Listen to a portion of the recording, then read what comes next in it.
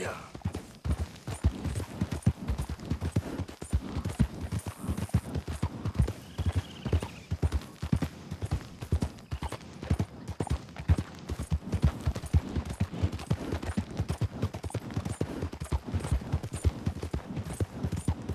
I don't normally travel this far alone, you know. I was off inquiring about a possible new line of work. I'd borrowed a friend's horse for the trip. See, my husband... Well, it's just me and my boy now, and it's hard to find work. I'm sure it is. A good opportunity. That's what I'm looking for. Not much work for a woman with a boy to raise. I won't work in no saloon, but I've got sharp eyes and quick hands. I was hoping to get a job working as a seamstress. A wealthy man said he'd pay me for the work. Sounds promising. Also doesn't sound real. Yeah. Oh, you may be right, I suppose. He said he'd provide room and board for me and for my child. He wanted to meet me first. I'd be careful with offers like that, ma'am. I can't afford to dismiss offers like these, even if they do seem... odd. Just be careful is all I'm saying. I may not have another opportunity like this. And now I'll have to pay Mildred back for her horse. It sure sounds like you're in a hard position. You finding me is the only good thing that's happened to me in a long while, sir.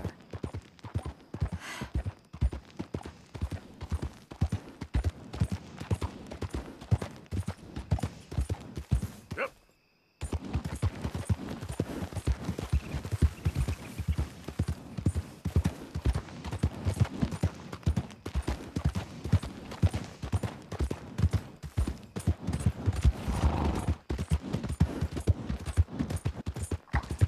We're close now. Just a little further.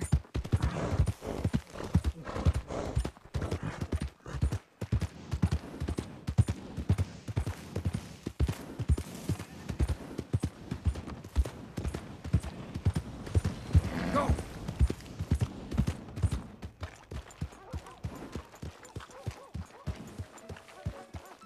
We're here. Thank you for all your help. You're a good man. Glad I was able to help. You take care. Appreciate it. You be well.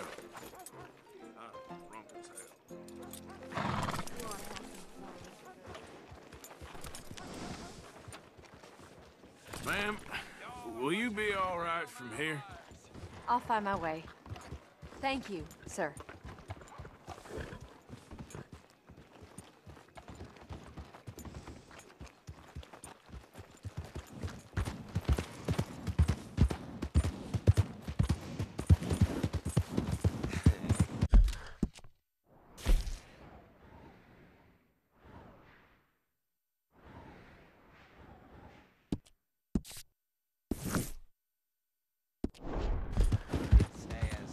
This has been the best day of my life.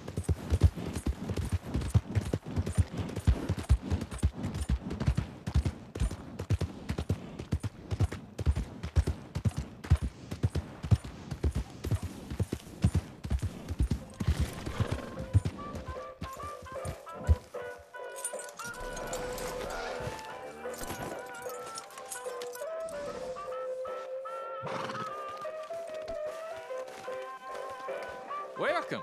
In the mood for a show? What's playing? The Ghostly Serenade. Most excellent.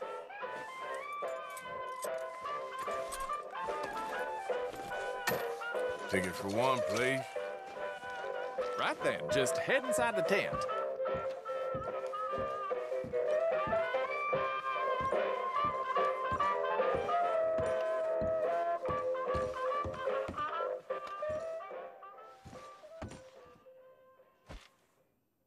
Greetings and salutations, gentlefolk. This here's the story about a young couple from the village of Annisburg that was courting a few years after the Revolutionary War. Courting in the woods, as you know young people are wont to do. Stealing away all sneaky-like. Girl by the name of Ethel Beauchard snuck out of the parlor one evening just as soon as her mother went out to hang clothes on the line from the washing. she met up on the road by her farm with a boy by the name of Eugene Hutton. Now, the Hutton boy was an athletic chap, liked boxing, fishing, and swinging Indian clubs. It's quite singular to the story that he didn't seem all that inclined to go to war in the preceding years leading up. Well, they walked in the woods for a while. Pretty soon they lost their bearings and no longer knew the north from the south, nor east from west neither.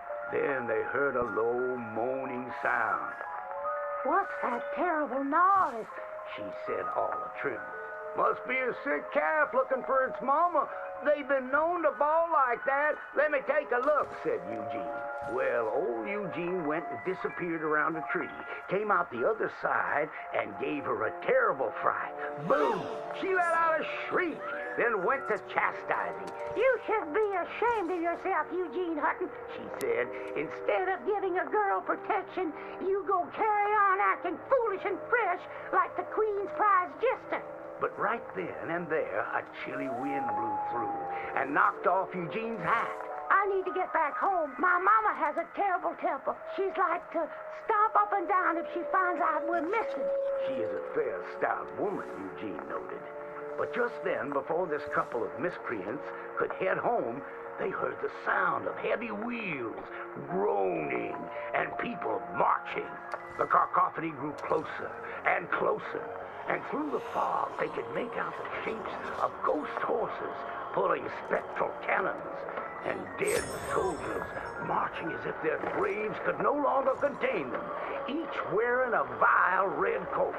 You will pay for your moral transgressions, the dead soldier howled, and cut his head clean off. Miss Beauchard shrieked in horror as Eugene's head landed right in her hands, his eyes still darting about, attempting to discern what horror had transpired.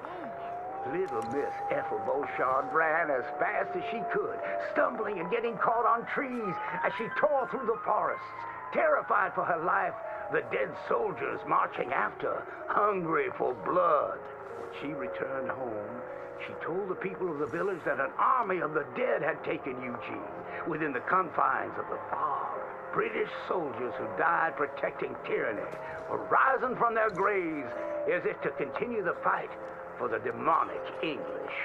The townspeople erupted in fright and dismay until one daughter came forth and accused her of witchcraft.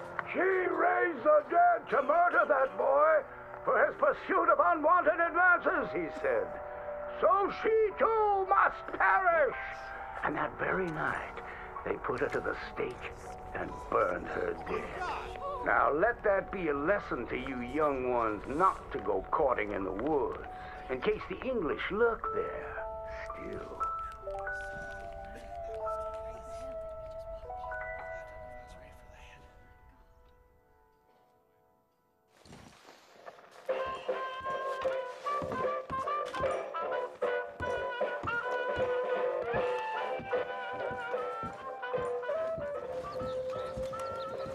Hope to see you again.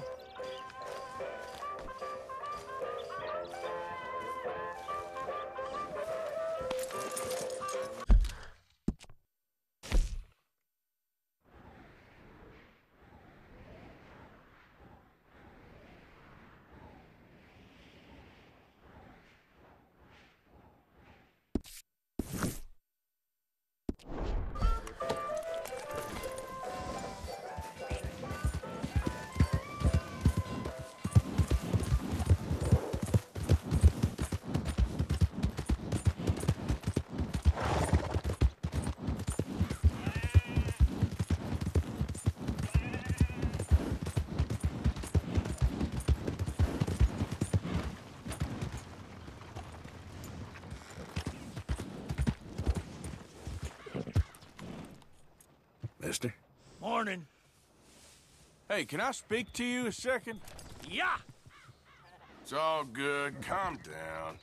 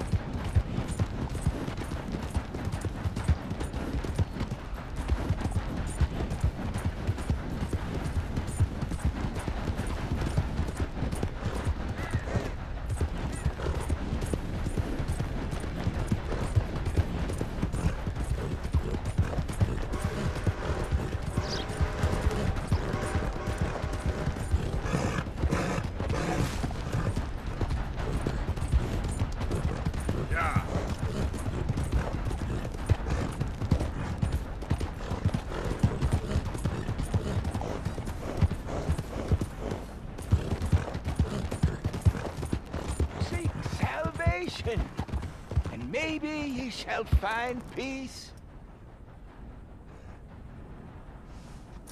Help a blind man. Okay, here you are.